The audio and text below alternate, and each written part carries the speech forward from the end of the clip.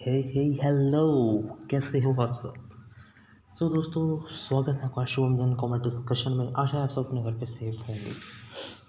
जी। आज दोस्तों, अब हम मिल रहे हैं अपनी उसी सीरीज़ के साथ। पार्ट 1 नेशनल इनकम का हो चुका है। जैसे कि मैंने आपसे वादा करा था कि मैं न्यू पार्ट जो है इसके लेके आऊँगा। किसके दोस्तों? नेशनल इनकम के। हाँ जी, किसके दोस्तों? नेशनल इनकम के। तो मैं आ गया हूँ नए पार्ट्स के साथ, पार्ट 2 के साथ। आज हमारा कौन सा पार्ट है दोस्तों? ये पार्ट 2। पार्ट 1 में हम कंप्लीट कर चुके हैं दोस्तों हमारे बेसिक्स जो हमारे कंप्लीट हो चुके हैं, जिसके अंदर हमने बहुत सारी टर्म्स के बारे में जो है डिस्कस करा था। जो टर्म्स कहाँ से निकली थी? जीडीपी, एमपी, लाइक ग्रॉस क्या होता है, नेट क्या होता है, डोमेस्टिक क्या होता है, माफ़ी चाहूँगा, डोमेस्टिक क्या होता है दोस्तों, नेशनल क्या होता है, एमपी क्या होता है, मार्केट प्राइस क्या होता है दोस्तों, फैक्टर कॉस्ट क्या होता है दोस्तों, ये सब हमने जो है पढ़ लिया था। अब जो मैंने आपको इक्वेशंस बताई थी, like NDP, FC, GDP, MP, आज मैं आपको ये निकालने सिखाऊंगा। तो आज हम बात करेंगे किसकी? एनडीपी, एफसीसी निकालने की। लाइक अगर आपको ये एनडीपी, एफसी पता है, अगर कोई आपको बोले कि एनडीपीएफसी आपको गिवन है, आप एनडीपीएमपी निकालो, तो आप इजीली निकाल पाओगे। फैक्टर कोर्स से मार्केट प्राइस पे आप इजीली जा पाओगे। इसीलिए हम 2 या 3 ये इक्वेशन कैलकुलेट करनी सीखेंगे कि कैसे निकाली जाती है। एक बार आपने ये चीज़ निकाल ली तो आप इसको कन्वर्ट कैसे भी जो है with the with the this elements जो है आप इसे बहुत इजीली जो है आप ये कर सकते हो। कोई दिक्कत वाली बात है नहीं। इन एलिमेंट्स की आप हेल्प ले सकते हो। जो आपको दिख रहा है फैक्टर कॉस्ट, डोमेस्टिक जो है आपको दिख रहा है, नेशनल, एमपीएफसी, इनकी हेल्प लेके आप जो इनको कन्वर्ट कर सकते हो। तो दोस्तों, ये इक्वेशन छुपी है मेथड्स में, जिन मेथड्स की मैंने आपसे बात करी थी। किन मेथड की मैंने आपसे बात करी थी? इनकम मेथड, जी, एक्सपेंडिचर मेथड। जो सब कुछ इन मेथड में ही है। वो टर्म्स इसलिए ज़रूरी है ताकि आप जो है इक्वेशंस अगर चेंज करने को बोले आप चेंज कर सको। लाइक जीएनपी, एमपी से आपको जाना है जीएनपी एफसी से, तो वो एमपी से एफसी में ले जाने में आपको मदद करेगी। लेकिन ये इक्वेशन है क्या? ये इक्वेशन निकली कहाँ से है? इनको कैलकुलेट कैसे करते हैं कि ताकि आप कन्वर्ट कर सको? तो वो इन मेथडों में छुपी है। Expenditure method and last is value added method. अब इन मेथड से निकलता क्या है? इनकम मेथड से निकलता है NDP at FC, expenditure method से निकलता है GDP at MP, and value added method से निकलता है जीडीपी एट एमपी। हाँ जी। तो आज हम सबसे पहले करेंगे कौन सा? हमारा इनकम मेथड। कौन सा दोस्तों? इनकम मेथड, जो ये बहुत प्यारा मेथड है, आपको बहुत अच्छे से समझ आएगा और मैं बहुत डिटेल में पढ़ाऊँगा। आप प्लीज़ चिंता मत करेगा। ये वीडियो देखने के बाद इनकम मेथड का कोई भी क्वेश्चन आप कर पाओगे। इन केस डाउट आता है तो मैं अपना व्हाट्सअप नंबर, अपना इंस्टाग्राम आईडी आपके साथ शेयर करूँगा। सो आप प्लीज़ मेरे को उस पर कॉन्टैक्ट करके पूछ सकते हैं, मैं आपको डेफिनेटली बताऊँगा। आइए दोस्तों, स्टार्ट करते हैं अपने न्यू टॉपिक से। पार्ट 2 हमारा न्यू टॉपिक। आइए, इनकम मेथड। जैसा कि मैंने बताया, इनकम मेथड से क्या निकलता है? NDP at FC. क्या निकलता है दोस्तों? NDP at FC. अब हर मेथड का एक फॉर्मूला होता है, ऐसे इनकम मेथड का एक फॉर्मूला है मतलब एनडीपी एट एफसी का, जी, फॉर्मूला है दोस्तों, compensation of employees plus operating surplus plus mixed income of self employed. जी दोस्तों, ये इसका फॉर्मूला है। अब हम इस हर फॉर्मूले के जो 3 एलिमेंट आपको दिख रहे हैं, जैसे कि पहला mixed income of self employed, जी, दूसरा आपका कंपनसेशन ऑफ एम्प्लॉय जो आपको दिख रहा है, and next is operating surplus. अब हम इस 3 जो एलिमेंट है, हम इन 3 एलिमेंट को अलग अलग करके पढ़ेंगे और देखेंगे इनके अंदर क्या क्या इंक्लूड होता है, ताकि जो है आप अच्छे से जो है पढ़ पाए, इस चीज़ को जो है आप समझ पाए। ठीक है दोस्तों, माफ़ी चाहूँगा, ये थोड़ा छोटे रेटिंग सरप्लस ठीक है दोस्तों, प्लीज़ मेरे साथ जुड़िए रहिएगा। सबसे पहले हमारे एलिमेंट क्या आता है दोस्तों एनडीपीएफसी के अंदर जी, कंपनसेशन ऑफ एम्प्लॉय, जिसे हम COE भी बोल सकते हैं। दोस्तों कंपनसेशन मतलब होता है कि पैसा, सैलरी, वेजेस जो किसको मिल रही है, एम्प्लॉयज़ को, मजदूर को, लेबर को, सैलरी वाले पर्सन को, एम्प्लॉय को जो काम कर रहा है। ठीक है, अब इसके अंदर इंक्लूड क्या क्या होता है, कंपनसेशन ऑफ एम्प्लॉय के अंदर क्या क्या इंक्लूड होता है। जैसे कि आपको कंपनसेशन ऑफ एम्प्लॉय क्वेश्चन के अंदर डायरेक्टली ना देके इसके एलिमेंट, इसके अंदर क्या क्या इंक्लूड होता है वो भी आपको दे सकता है कि आपको ऐड ऑन करके कंपनसेशन ऑफ एम्प्लॉय निकालना पड़े। वेजेस एंड सैलरीज इंक्लूड होता है, हाँ जी। तो वो आपको इन कैश भी बोल सकता है या वो आपको इन काइंड भी बोल सकता है, लाइक पैसा दे दियो या सामान दे दिया हो, ठीक है जी, ठीक है। Plus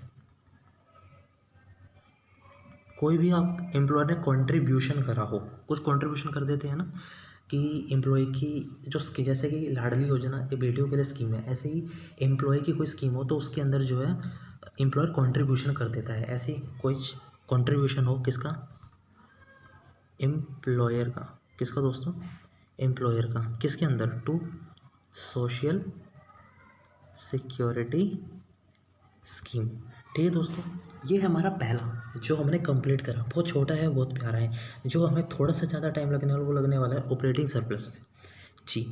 compensation of employee, compensation of employee आपने देखा, हमने पढ़ा कंपनसेशन ऑफ एम्प्लॉय, जो हमने देखा कि इसके अंदर क्या क्या इंक्लूड होता है। इसका कंपनसेशन ऑफ एम्प्लॉय का मतलब ही वही है, सैलरी या वेजेस जो एम्प्लॉय को देते हैं, लेकिन इसको हमने थोड़ा विस्तार से पढ़ा तो हमने देखा इसके अंदर वेजेस एंड सैलरी दोनों इंक्लूड होती है, वेदर इन कैश और काइंड। लेकिन SSC के अंदर एम्प्लॉयर भी कुछ कंट्रीब्यूशन कर सकता है। ठीक है, आपको या तो आपको क्वेश्चन के अंदर एक नोट लिखिए, एक नोट लिखिए, या तो आपको क्वेश्चन के अंदर compensation of employ separate given होगा, और इसके या फिर इसके आपको इंक्लूड एलिमेंट्स गिवन होंगे। एलिमेंट्स समझ गए ना आप, वेजेस, सैलरी वगैरह गिवन होंगे। ठीक है दोस्तों, अगर आपको COE गिवन है तो COE ले लो, अगर आपको इसके एलिमेंट्स गिवन है तो एलिमेंट्स को प्लस कर दो। अब क्वेश्चन ये आता है, if question provide compensation of employee and elements both in question then, एक तो है कि या तो COE गिवन हो, मैंने और लगा रखा है मैंने, या एलिमेंट्स, तो तुम साफ है COE तो COE ले लो, अगर नहीं गिवन COE तो एलिमेंट का एलिमेंट को प्लस कर लो। लेकिन अगर दोनों ही चीज़ें गिवन है तो क्या करें, इसका आंसर है then ignore elements, give preference to compensation of employ. ठीक है दोस्तों, आशा है आपको समझ आ गया होगा। मैं इसको थोड़ा और क्लैरिफाई करता हूँ। लाइक आपको एक क्वेश्चन गिवन है, ठीक है दोस्तों, क्वेश्चन के अंदर दोस्तों सब गिवन आपके पास, देखो आपको क्वेश्चन के अंदर गिवन है COE 200, ठीक है, आपको क्वेश्चन के अंदर गिवन है वेजेस 100, सैलरीज 500 400 सॉरी, ठीक है, ऑपरेटिंग सरप्लस 1000 और mixed income of self employed आपको कितनी गिवन है 200। वो बोल रहा है कि NDPFC निकालो, NDPFC निकालो। मैं कहा निकाल देते हैं। NDPFC के लिए हमें क्या करना है, इन तीनों को प्लस करना है, किसे, 200 को, ठीक है दोस्तों, 1000 को प्लस 200 को। अब आप पूछेंगे कि यारो आपने COE क्यों लिया, वेजेस एंड सैलरी क्यों नहीं ली। मैंने आपको यही नोट तो बोला है दोस्तों, अगर क्वेश्चन के अंदर दोनों चीज़ें गिवन है तो आपको फर्स्ट प्रेफरेंस COE को ही देनी है। लेकिन अगर आपको COE गिवन नहीं है तो ही आपको इनको वेजेस एंड सैलरीज को जो है इंक्लूड जो है करना है।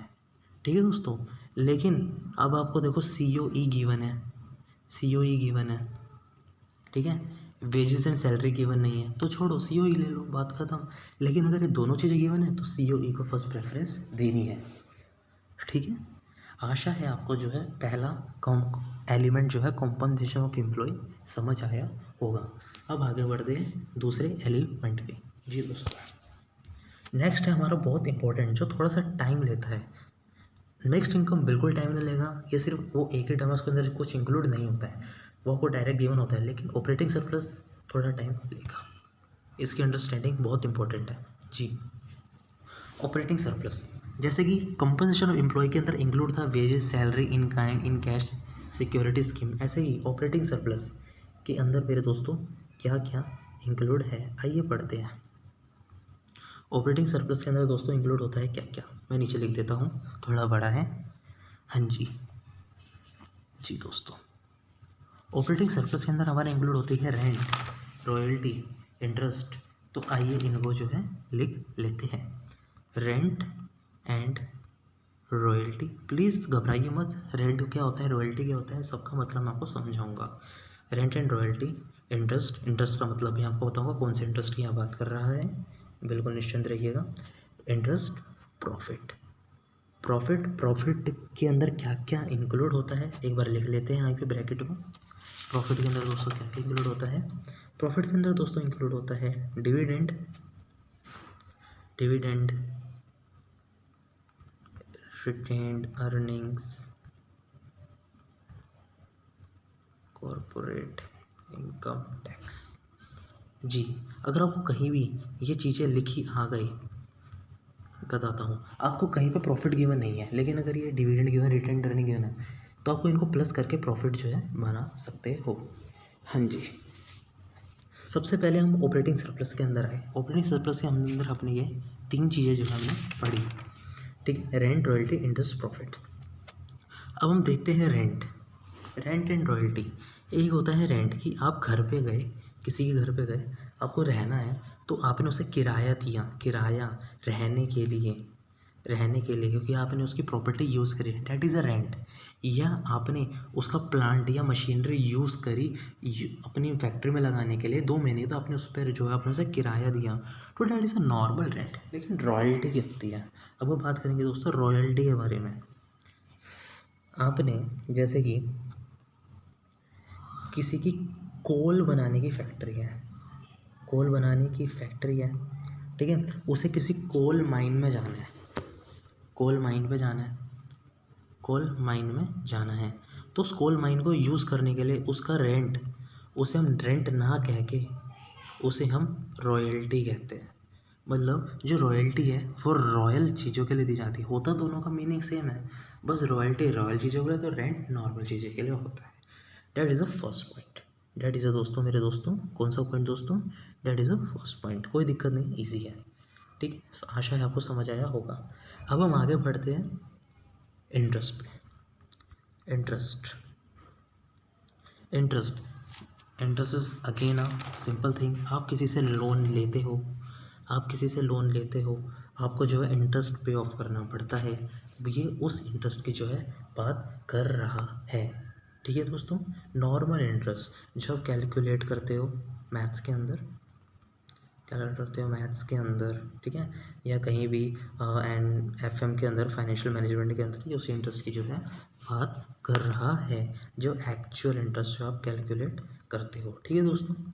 हाँ जी, नेक्स्ट जो कि most important, that is profit, जिस पर अब हमारा थोड़ा सा टाइम लगेगा और आपको ध्यान देना पड़ेगा। When ever you start your business and your turn over minus your turn over and minus cost, क्या आता है दोस्तों, जो आपकी इनकम में से आप कॉस्ट माइनस करते हो तो आपका क्या निकलता है दोस्तों, प्रॉफिट। तो ये उसी प्रॉफिट की जो है बात कर रहा है। और इन केस आपकी कंपनी है, आपकी एक पब्लिक कंपनी है, ठीक है दोस्तों, एक पब्लिक कंपनी है। अगर आपने इसे कंपनी को नहीं पढ़ा है तो प्लीज़ इसे आगे देख लिया, मैं आपको थोड़ा रफली बता रहा हूँ। पब्लिक कंपनी के अंदर दोस्तों क्या होता है, अगर पब्लिक कंपनी जो भी प्रॉफिट कमाती है ना, तो वो अपने शेयर होल्डर्स को ना प्रॉफिट में से ना कुछ परसेंटेज देती है, उस परसेंटेज का नाम क्या होता है दोस्तों? डिविडेंड।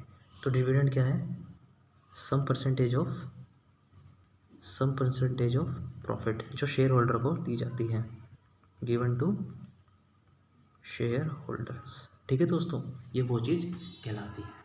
ठीक है, हाँ जी।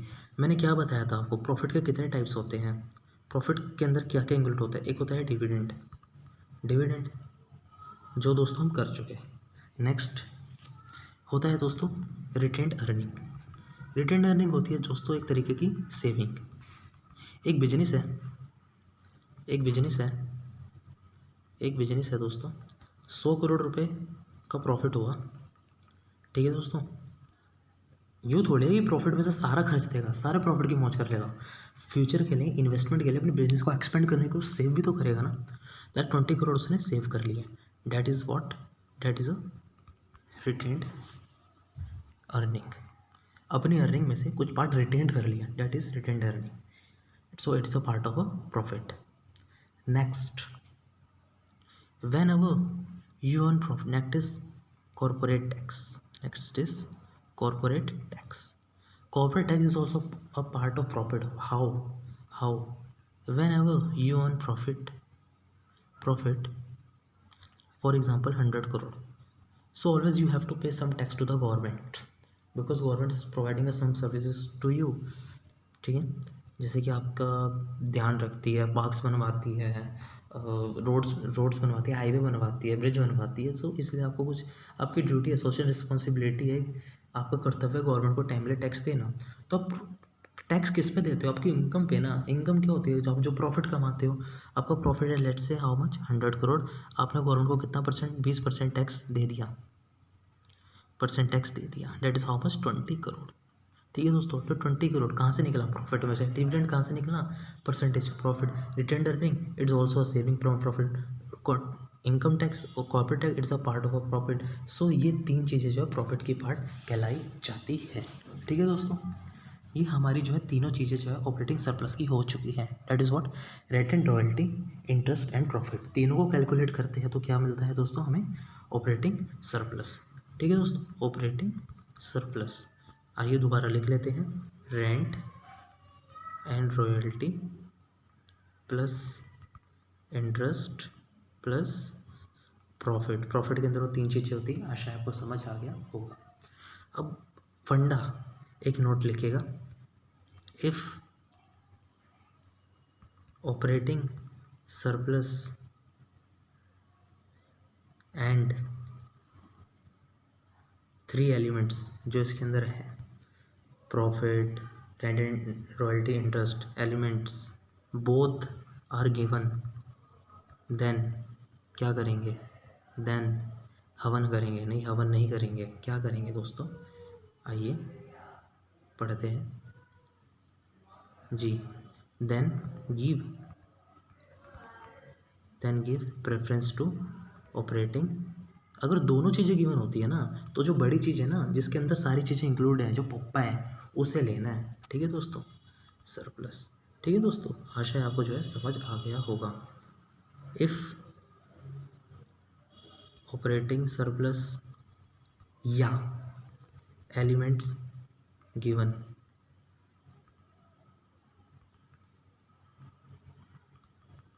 तो जो दिया है वो ले लेना। Then take given item which is provided. ठीक है दोस्तों, एक एग्जांपल लेते हैं छोटा सा। ठीक है, COE गिवन है दोस्तों, सॉरी माफ़ी चाहूँगा, COE गिवन है दोस्तों 1000। ठीक है दोस्तों, ऑपरेटिंग सरप्लस है दोस्तों how much, 200। And mixed income आपके पास कितनी गिवन है दोस्तों? 1000। ठीक है दोस्तों, और आपके पास दोस्तों रेंट गिवन है दोस्तों 200। ठीक है, इंटरेस्ट गिवन है आपको दोस्तों 100। एंड प्रॉफिट मेरे दोस्तों आपको गिवन कितना है? 500। अब वो बोल रहा है कि NDPFC इनकम मेथड से निकालो। हम अगर निकाल देते हैं, 1000 को प्लस कर देते हैं। ठीक है, और क्या करते हैं, मिक्स्ड इनकम जो हमारी कितनी है 1000, उसे भी प्लस कर देते हैं। अब बात आती है कि ऑपरेटिंग सरप्लस को लिए उसके एलिमेंट्स को लिए। तो देखिए ऊपर का नोट याद करिए जो मैंने आपको बताया था, अगर both are given then take papa, then take papa. Papa कितने हैं 200, तो ये हमें करना है। इनकेस पप्पा गिवन नहीं होते, पप्पा गिवन नहीं होते तो देन आप तो देन जो है आप जो है रेंट को और इंटरेस्ट प्रॉफिट को ले सकते थे ऑपरेटिंग सरप्लस बनाने के लिए। ठीक है दोस्तों, ये हो जाता है आपका इनकम मेथड का second element, that is operating surplus complete. अब एक लास्ट कंपोनेंट गिवन है, उसके बाद मैं आपको एक एग्जांपल दिखाऊंगा ताकि आपका कॉन्सेप्ट एकदम क्रिस्टल क्लियर हो जाए जी, और एक क्वेश्चन भी लिखाऊंगा जो आपको अपने सेल्फ सॉल्व करना है। हाँ जी, नेक्स्ट आइएगा, mixed income of self employed जी। कौन सा एलिमेंट है दोस्तों ये? सी। हाँ जी, आइएगा, कौन सा एलिमेंट है दोस्तों ये? सी। हाँ जी, आशा है आपको समझ आ रहा होगा जी। आइए अब दोस्तों, मिक्स्ड इनकम आपको ऑलवेज के अंदर कुछ इंक्लूड नहीं होता, ये आपको डायरेक्टली गिवन होगा। इसे बस समझना है कि ये कैसे होता है। सेल्फ एम्प्लॉय वही बंदा होता है जो सेल्फ काम करता है, like C S doctor lawyer कहीं भी वर्क करते हैं, या अकाउंटेंट कहीं भी वर्क करता है, वो अपने आप पैसा कमाता है, वो किसी पे डिपेंड नहीं होता। That is a self employ. तो आप कह सकते हो किसी भी सी ए की, किसी भी सी एस की, किसी भी अकाउंटेंट की, डॉक्टर की, लॉयर की जो डिपेंडेंट नहीं है, उसकी उसकी जो उसकी जो इनकम है उसकी जो इनकम है डेट इज सेल्फ एम्प्लॉयड। ठीक है दोस्तों, सेल्फ एम्प्लॉयड मिक्स्ड इनकम, इनको इसलिए सेपरेट नहीं करा गया, इसलिए कहीं की वजह, इसलिए इसको मिक्स्ड इनकम बोल दिया जाता है। अब आपको इसे क्लासीफाई तो नहीं करोगे कि डॉक्टर की इनकम लेंगे अलग, उसकी इनकम लेंगे, इसलिए सबकी इनकम को मिला दिया, that is called mixed income. ठीक है दोस्तों जी, आशा है आपको जो है समझ आ गया होगा। एग्जांपल ले सकते हैं कि लाइक बार्बर है, उसका अपना सैलून है, तो it's on income. Electrician work it's on income. So सबकी जो खुद पे डिपेंड होते हैं और पे डिपेंड नहीं होते, mixed income of self employed. जब आप इन तीनों एलिमेंट्स को, ए एलिमेंट को जो कि था सी ओ ई, बी एलिमेंट जो ऑपरेटिंग सरप्लस था, जो और सी एलिमेंट जैसे मिक्स्ड इनकम को जब आप प्लस कर देते हैं तो आपका निकल के आता है दोस्तों N D P at F C.